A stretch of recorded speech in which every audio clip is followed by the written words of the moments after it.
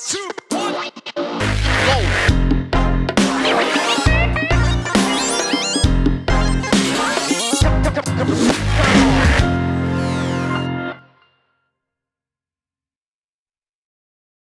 vous êtes sans doute déjà retrouvé dans une gare en heure de pointe, au milieu d'une foule agitée et d'un brouhaha incompréhensible. Maintenant, au lieu de cette image floue, imaginez que vous perceviez en détail tout ce qui se passe autour de vous. Chaque personne et mouvement, les odeurs, les moindres bruits, des lumières clignotantes, tout cela simultanément, amplifié, donc très intensément.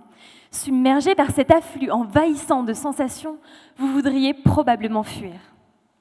Eh bien, ce genre de situation est fréquemment vécu par les personnes avec autisme. En France, 600 000 personnes sont touchées par ce trouble du développement cérébral. Cela s'exprime par des difficultés pour comprendre les interactions sociales et par cette perception intense qui peut les submerger, mais qui peut aussi prendre la forme de compétences extraordinaires. C'est par exemple le cas de l'artiste autiste ayant redessiné la ville de New York dans tous ses détails après ne l'avoir survolée qu'une fois.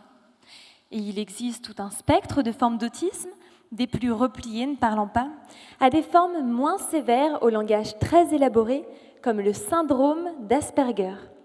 Dans ma thèse de neurosciences, je cherche à comprendre comment les personnes avec syndrome d'Asperger perçoivent le monde. Mes expériences ont montré que ces individus ont une perception très fine, mais qui peut parfois nuire à la compréhension. Par exemple, ils vont percevoir un sourire, avec tous ses détails, plutôt que sa forme globale. Ils auront donc plus de mal à bien l'interpréter. Au lieu de se représenter l'image moyenne d'un sourire, certaines personnes avec syndrome d'Asperger mémorisent la liste de chaque sourire de chaque personne rencontrée, ce qui complexifie encore plus les interactions sociales.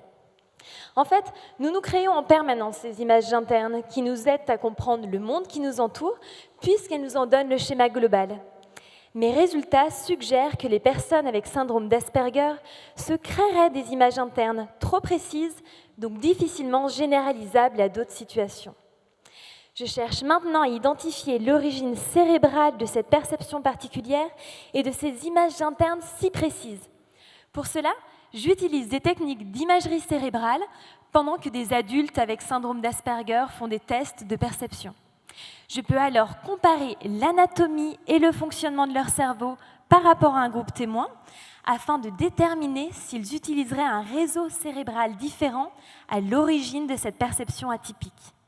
En comprenant tous ces mécanismes, du comportement au cerveau, j'espère contribuer à trouver comment rendre les situations quotidiennes moins éprouvantes pour eux et à valoriser leurs compétences pour que les personnes autistes soient mieux insérées dans notre société. Merci.